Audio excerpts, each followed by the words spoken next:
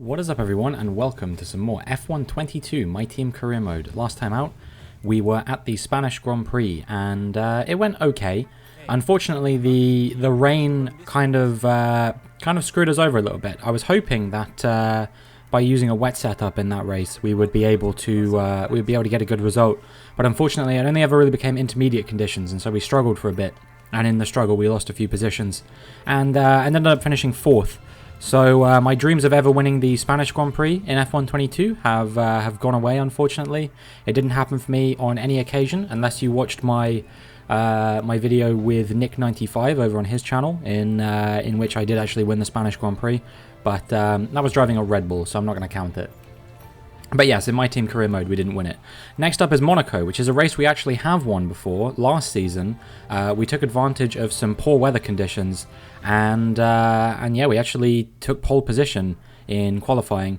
And then yeah, no one could touch us in the race. We held the lead for pretty much the entire race, which was pretty nice. And yeah, hopefully we might be able to do something like that again this time. There's no rain coming this time in qualifying or the race, so that's going to make things slightly harder for us. But yeah, in this development comparison, you can see our results so far this season: second, first, and then 10th and 4th. 10th in Imola came as a result of a DNF in the sprint, which then I battled my way back from starting last in the actual race to come 10th. So I don't think that 10th was a natural position. I was running in second when I broke down in the sprint, although I had actually started the race, I think, in like 6th or 7th, and had done a cheeky jump on a few cars at the first corner. But anyway, we don't need to talk about that any further, and yeah, we can move through practice, and you can see that my time in practice was fairly unremarkable, but I'm still optimistic about the pace in qualifying. You know, I was one of the faster people who set a time on mediums. Yes, Albon might have been 1.4 seconds faster than me, but I still think that we have a pretty good shot in the race itself. So yeah, hopefully we can get a good qualifying, and then that will set us up nicely for the race. You know how Monaco goes, not very easy to overtake at all, so as long as I can get myself into a good position in qualifying, then things should be absolutely fine and dandy the way I see it. But if we obviously have a poor qualifying, that will probably really reduce our chance of getting points before the weekend has even really begun. So yeah, now we're going to get into qualifying, and we will see what we are capable of doing.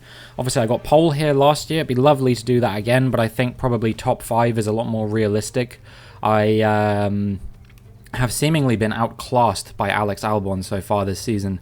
About the only race where I did look like the fastest driver on track was the Chinese Grand Prix, which is the one that I won. So yeah, it would be nice to get a second win of the season here, but I'd say it's pretty wishful thinking. Usually this Monaco Grand Prix, Miami not on the calendar this year, this Monaco Grand Prix doesn't go particularly well for me. We've had some pretty poor results here, a couple of podiums including that one win, but generally speaking it's not been my finest track. I went out on the same set of tyres twice, and I actually managed to get a 2/10 improvement on my second run. It would have been even more, but I messed up throughout the final corner. It was 1:10.4, and it saw us through in P7. So yeah, I was pretty happy with the fact that we made it through on one set of tyres, and with reasonable pace as well. So yeah, hopefully that bodes well. Only 5/10 off Albon, and I know for a fact I definitely could have had P2 because, like I said, I lost 2 seconds in that final corner. So yeah, things looking pretty decent for us right now if we can get a lap hooked up together. I was going to say no real shocks, but I guess honestly a lot of these people being eliminated in Q1 is what I would consider a shock. You know, seeing both of the Alfa Romeos through, Fittipaldi being the Williams through instead of Piastri, and also Stroll being out instead of Latifi. All of those things kind of surprising to me. Maybe Tsunoda as well. Also, you know, considering he is on a decent run of form in that Alpine at the moment, there's a little bit of a surprise. But yeah, anyway, we move on. We're on another fresh set of tyres. It's 1:10.3. It's our fastest lap of the weekend so far, and yeah, hopefully we can get another improvement on that. We again are improving by about 2/10. This is on the same set of tyres we were on before. We do a 1:10.1, and that in the end was good enough to see us through to Q3 in P4. So we're looking pretty good right now. You know, we're setting fast times on used tyres, so who knows how fast we'll be on a set of fresh soft compound tyres. Albon's still the fastest driver in the session by some comfortable margin. I guess the shock exit of this session, probably Lando Norris. You would expect him to get through. Meanwhile, Felipe Drugovich, incredibly good performance from him to get through into the top 10. But I can't see him going much further than that. Maybe he might be able to out-qualify Esteban Ocon. But other than him, I can't really see a world in which Drugovich gets that good of a qualifying performance. You know, he's in an AlphaTauri after all. So, yeah, we'll see what he can do. And we'll also see what I can do as we progress into the final qualifying session of the weekend. And this is my chance. You know, I actually feel like I have a decent shot depending on how things go. So we'll see.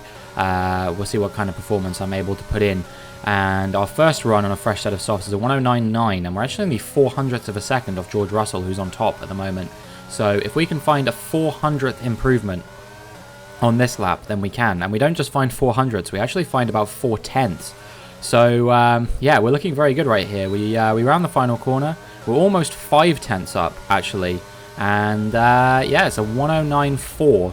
So we somehow managed to get pole position, which I really wasn't expecting, to be honest with you. I was expecting, you know, we might be 4th or 5th, but definitely not pole position by 4/10, over 4/10 in fact. Albon could only muster a 1:10.2. As I predicted, Drugovich was actually ahead of Ocon. And yeah, I don't know, we were the fastest person on track comprehensively, and hopefully we can translate this form into the race. Obviously it's going to be slightly more difficult. We're looking to avoid floor damage and whatnot, but I actually think that we could have a pretty good shot here. So yeah, we'll see what kind of performance I can give when we get into the race proper. But man, that is a shock. Last year when I got the pole, it was a bit more expected, but I don't know. This time around, there was no sort of weather that we were taking advantage of to grab that pole position. So really, all we were doing was simply just trying to get a lap at our maximum pace, and somehow that was 4/10 faster than the surrounding cars. I'm very pleasantly, but very surprised by that nonetheless. And yeah, the job is only half done though, and we do have to try and go on to get a good performance. So yeah, we'll see if for the second consecutive year we can go on to win the Monaco Grand Prix.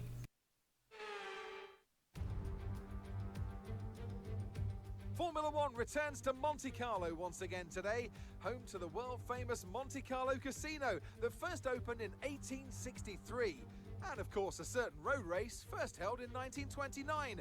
There's no greater an occasion, no more valuable a win than the Monaco Grand Prix. The prestigious Circuit de Monaco then is not all that dissimilar today to the layout that made its debut almost a century ago.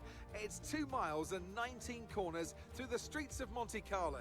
And although the average lap speed of around 93 miles per hour is the lowest of the season, the tiny margins for error make it the natural habitat of the safety car. Before we begin, let's take a quick look at the grid lineup for today's race. Robinson lines up on pole position, just ahead of George Russell, who starts this event from P2. Moving on to the rest of the grid, we have Ricciardo, Albon, Charles Leclerc and Verstappen, Sainz, Gasly, Drugovich and Esteban Ocon, Mick Schumacher, Lundgaard, Lando Norris, Fittipaldi, Théo Pourchaire, Latifi, Robert Schwartzman and Kevin Magnussen, Joe, Stroll, Tsunoda and Oscar Piastri. Now it's almost time for lights out, so let's go down to the track. And with me as usual is Anthony Davidson. Let's have a chat about Williams. What do you make of their performance so far this season? Well, the atmosphere within that team seems very positive at the moment. Everyone seems like they're in great spirits and having a lot of fun doing what they do, and that's definitely contributed to the performances we've seen. After the points finished last race, let's aim to keep that momentum going. Well, hopefully we can grab a few more points than we got last time, because last time out, obviously, we finished 4th in Spain. After running on the podium for a little bit at the beginning of the race, we couldn't quite convert it. This time, if I finish anything other than first, I think I'll be quite disappointed. All we need to do is be leading into the first corner, and then I would say we have an excellent chance of winning the Grand Prix. We didn't quite warm up the tyres to the level I would hope for, but fortunately, I think with Russell on the hard tyres, we should be able to get away. I also messed up the parking slightly there. I slightly overshot it. I was being a bit cocky. And yeah, maybe we'll be under a bit of pressure from him, but I think even despite all of these things, we should still be okay. So yeah, we'll see what we can do as the grid continues to form up. Takes a while when you're on pole position, but yeah, we're now gonna get ready to go as the lights come on. And the lights go out. They go out a lot quicker than they've been going out recently, and we do get away well compared to George Russell. I think Ricciardo briefly is making a go for P2 here, but I think Russell is going to get him back. I'm not quite sure. It looks like it will be Russell winning out that battle in the end, and that is good for us actually, because Russell on those hard compound tyres, it throws a little bit of a spanner into the works in our strategy. We need to try and break away from him a little bit, because if he has better pace than us on those hard compound tyres, then he could potentially overcut us. We're boxing on lap 18, I think, and he will be boxing probably a few laps after that, I would say. Not too long. You know, it's either a medium hard or a hard medium around here. The softs are basically a non-feature, but yeah, it's going to be very interesting to see what kind of pace we have compared to George Russell, whether we get away from him or not. I have to be very careful as well on these curbs. You can see I took that one quite aggressively, and now I'm checking to see if I have floor damage. Floor damage is probably one of the most consistent features of the Monaco Grand Prix above anything else, because these curbs at the swimming pool chicane here and the other chicane, I tap my front wing there, which is why I was checking here for the damage. But yeah, those two chicanes are absolutely deadly for you picking up floor damage, and that can massively reduce your downforce.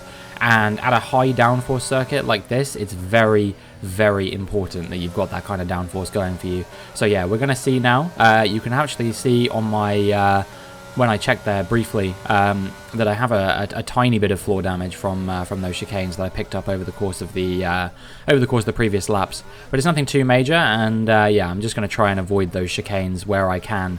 But you can also see that obviously the gap is staying fairly constant to Russell behind. It's about a second or so. You know, as long as I'm not allowing him in my DRS range, we should have nothing to worry about whatsoever. If I can break away from him, then great. But if not, then hopefully I just have the pace to contend with him once we actually get through the sort of pit stop phase.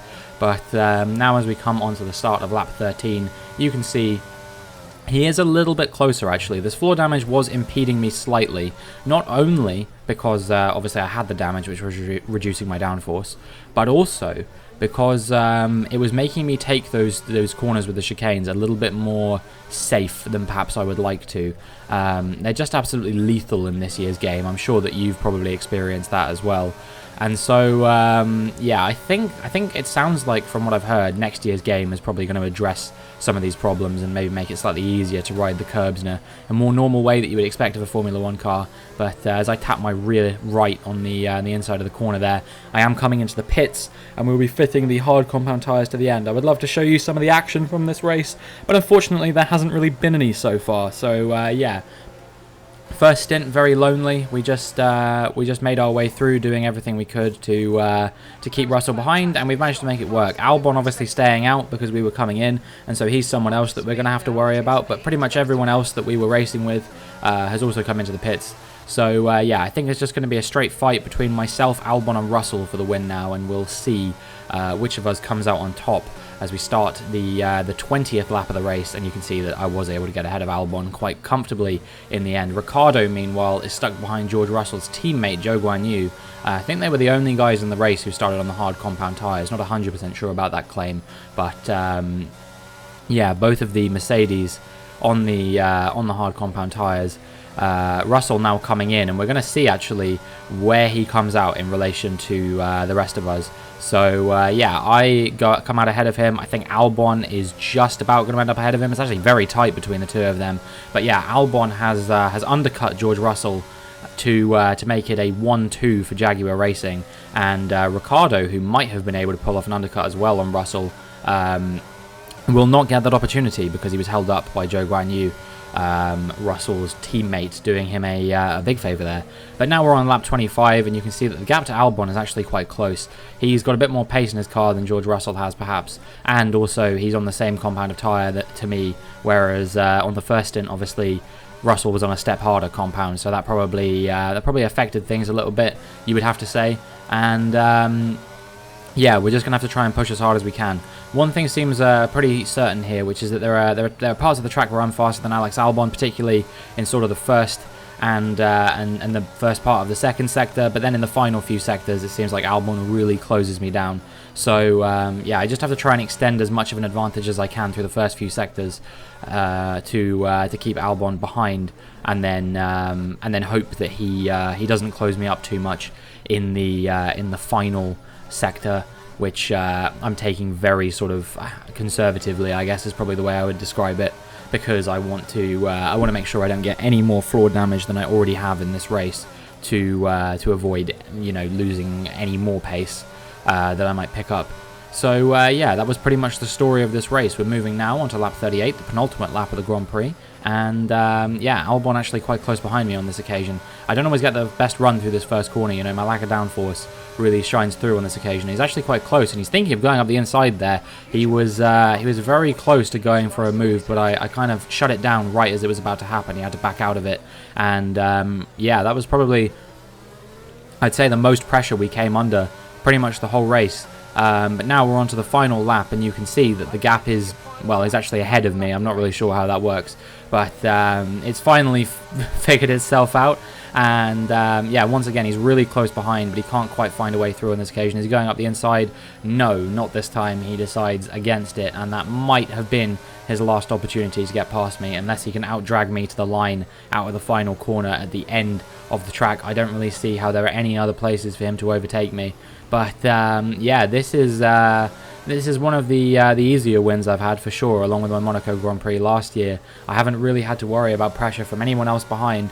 I've just been able to run my own race, and yeah, this will do good stuff for our championship hopes, because Alex Albon is currently leading by about, I think it's 22 points, and we will close him up by 6 points as a result of this Grand Prix. So yeah, he's definitely not in a comfortable position yet. We needed a good result here if we wanted any chance of keeping him behind. You can see that I'm starting to lose a lot of tyre grip now. I'm kind of sliding about all over the place, so that might allow Albon back into the fight, but I think we'll probably be okay. We've got plenty of battery to burn to the line. I really haven't used this battery very effectively at all, but it hasn't mattered because we've held on to the lead of the Grand Prix, and we will win the Monaco Grand Prix for the second year running. And that is what you love to see. I love to see it. I honestly thought this was going to be one of the hardest tracks to ever get a win at in this game, and it's proven me wrong with now my second win in a row. They've won here in Monaco with an emphatic performance and a victory they can be proud of for many years to come.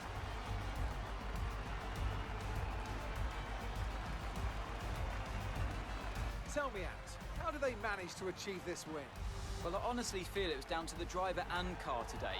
I mean, we can talk driver skill all day, but if you don't have a solid team to back that, you're never going to get anywhere.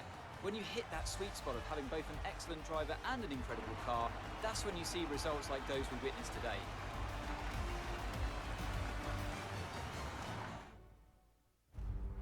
Welcome then to the podium, our top three drivers. What a great effort from them today in a very difficult race.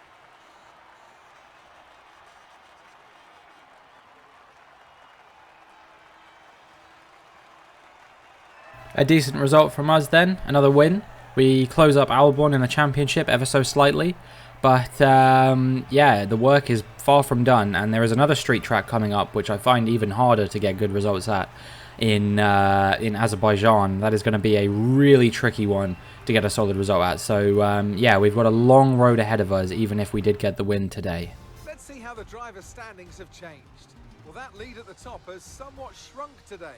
Well, after an incredible day of racing, who was your driver of the day, Ant? Max Verstappen seemed to just effortlessly weave through the other drivers today without a care in the world. He was definitely my driver of choice. It's time to see how things are shaping up in the Constructors' Championship. The current leaders continue to extend their lead at the top. There was also a strong showing from the Mercedes team today, as they make their way up the standings. I'm equal parts exhausted and elated with this weekend of Formula One, so be sure to join us for the next one. So, this championship lead in the Constructors' standings is actually starting to get a little bit trivial at this point, I would say, But the Drivers' Championship fight is anything but. Only 16 points separates myself and Albon at the moment. And whilst the next track isn't one that I'm too good at necessarily, we're not too far away from a very strong run of tracks for me in the mid-season. You know, Britain, obviously I got my first win at Britain last season. Austria coming up, France coming up, all of these tracks that I love and have done very well at in the past, I'm very much looking forward to. But now you get treated to the highlight compilation, which is basically all of the times that I tapped the wall that I elected to keep out of the highlights now coming to be aired, because that is what Codemasters decides is highlight worthy around Monaco. I guess it makes sense, you know, no overtakes, but yeah, nonetheless, we did have a few contact moments. We managed to keep our front wing intact just about, although actually we didn't. If you look in the thumbnail, and also if you look very closely at my car, you can see that my front wings are missing a little bit of their end plate, but nothing too dramatic, just a few sort of minor scrapes and whatnot. But it's, you know, it's hard to keep it out of the walls at Monaco, especially in the fastest Formula 1 cars ever built, because at this point these cars are really bloody fast. Yeah, I don't know. It's a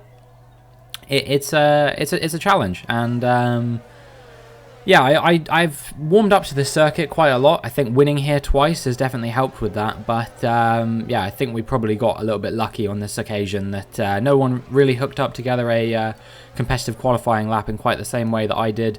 You know, I am on 87 AI, but yeah, I didn't really feel like it in qualifying, being 4/10 ahead of the competition. I have never perceived myself to be a particularly strong driver around this circuit, so yeah, I don't really know what the issue was here with the rest of them, but yeah, I'm happy to take it, and hopefully you know, I can continue having strong Monaco performances when we move into F1 23, which is not that far away now. When this episode airs, it will be only a matter of weeks, I think. You know, 3 weeks, I think, something like that, before it drops. We will be finishing this series, of course, before that drops. And then for those of you who are listening to what I'm saying at this point, then you may know that I am going to be in Denmark when the game goes on the sort of early access release. So yeah, it won't be till maybe the Friday, the 16th, the actual true release date of the game, that my videos will be coming out on that. But yeah, anyway, enough about F1 23. A good race and a great result for the team all round. You know, perfect. We got fastest lap and a 1-2. So what more could you want as a team? But that is going to be it for this video. If you enjoyed, please make sure you like and subscribe. It has been absolutely amazing to see all your support recently. And yeah, hopefully I will see you in the next one.